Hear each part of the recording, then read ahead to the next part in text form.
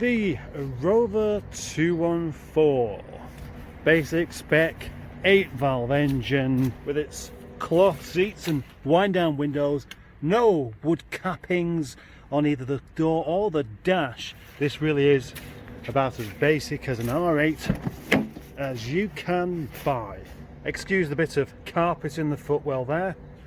I actually don't want muddy feet marks all over the nice carpet there. That's all.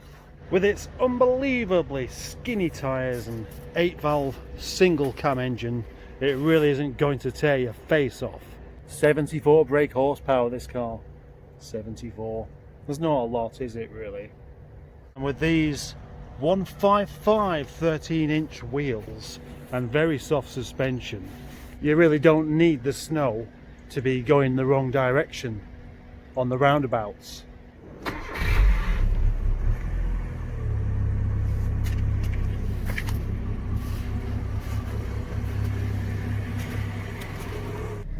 Even in a car as well looked after as this one, the headlining is still sagging quite a bit. Nice and clean, but it's not too far from my head there. This heating is fantastic. There's so much lovely warm air coming out of there. I don't want to get out. It's really incredibly clean on the inside. I'm going to make two assumptions here. One is that this car was owned by an old man, because I've seen the paperwork, so I know it was a man, but old because every corner has got a scuff in it. So obviously many old people use the corners to know when to stop driving.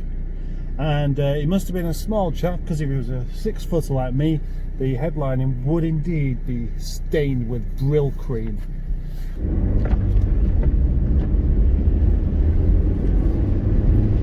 Certainly haven't picked the best day for this kind of thing, but then I haven't picked the day at all. It's just happened. It's just today, isn't it? Nothing I can do about the snow. And it's because the engine's in good order and low mileage and everything, and it's obviously been looked after.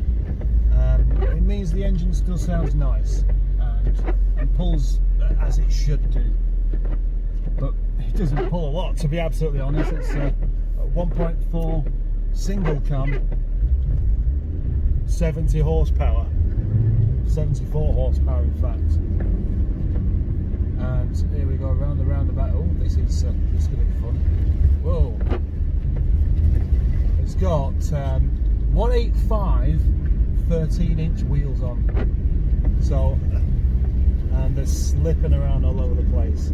And I got off the snow a little bit there, and it does wallow quite a bit. It's like driving an old French car. It's fun. I like it. It's just made me smile then, as you can see. I've just driven down this section of the road and just come back up the other way again, just so I can be out a little bit longer on my way to work, which is, in all honesty, non-essential travel, isn't it? But I'm still on my way to work. It's just I've accidentally gone the wrong way. Back up this way again. This time I'm revving it a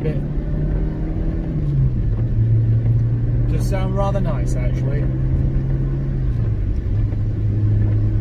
Now what surprises me though is it's quite a bit noisier than I was expecting. Not the engine, but the tyres. With having skinny tyres, I thought it'd be quieter than it is. But there's a lot more road noise. It's a lot more bouncy, obviously. There's one thing I don't like about it, and that's actually the seats.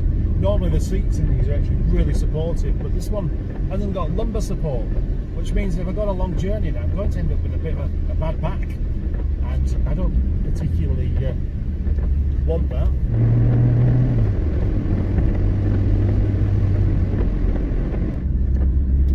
As with all R8s, they really just make you feel like you're back in the 90s. It's not lacking in quality anywhere or anything like that, as most people will know, but it just feels so incredibly retro. really feels 90s, that's simply it. And that's not a bad thing.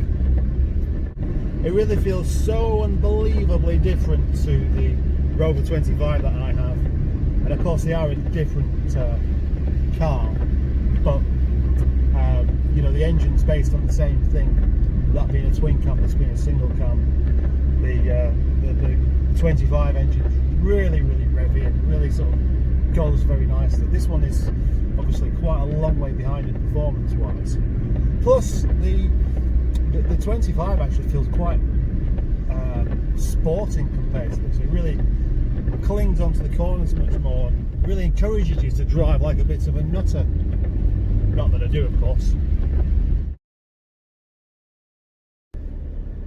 So here's the bits of video from yesterday that I didn't use because I thought it was a bit confusing.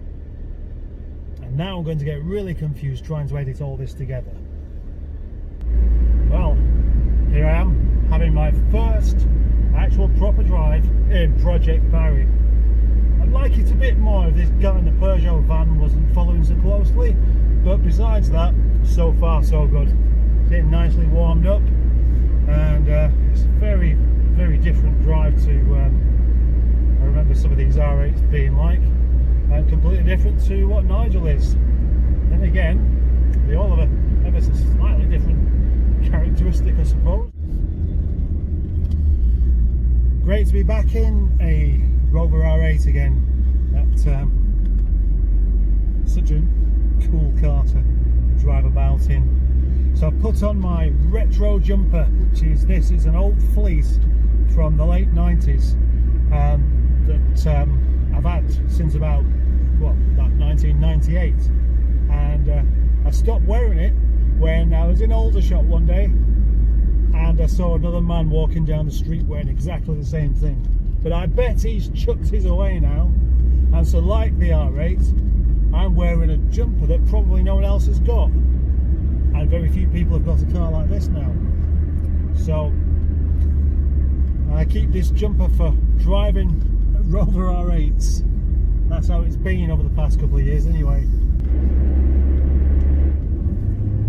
The only thing it hasn't really got is any kind of real get up and go. Well, we're doing 40 there. Picks up enough, I suppose. Yeah, it doesn't have to be fast, does it? In actual fact, when you start wanting things to be fast, that's what you end up concentrating on, and suddenly you're not really enjoying the car any longer.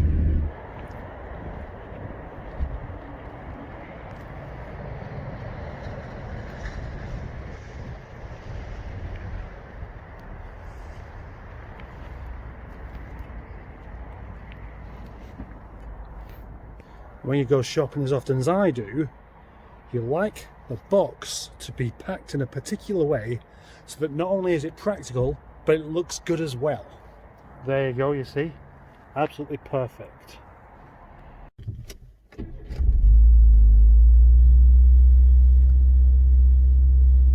Starts absolutely on the button, but it is revving ever so slightly high there. So I'll have to look at that tomorrow, I think. In conclusion, I think this 214 makes a really cool, everyday retro classic. It's not fast, it's not anything glamorous, it's nothing pretentious. It's just an old car that's managed to keep its boots shiny, and I really like it. Although I'm wondering if I would get bored of it not being very quick.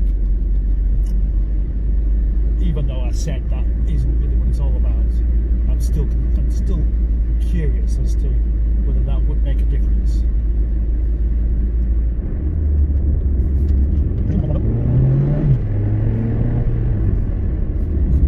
Hello, Blossom. What a wonderful day today is. What are you doing today, Snowflake? I'm going to have a party. Oh, yeah. What about you? Would you like me to fry you some onions? No. But they'll be nice for your party. No. What about some bananas? There's some right next to me. Oh, yes, please. That'd be quite nice. Okay then. Hooray. Well, I wouldn't know where my little Blossom is. Blossom! Hello, over here. There you are. I've been looking for you everywhere. Now I'm looking over this way. I'm here. Oh, there you are. My goodness, Blossom, why have you got an apple on your head? Because I couldn't fit a pineapple on there. It was too big, so I thought I'd try an apple. That is the most amazing bit of nonsense I have ever heard.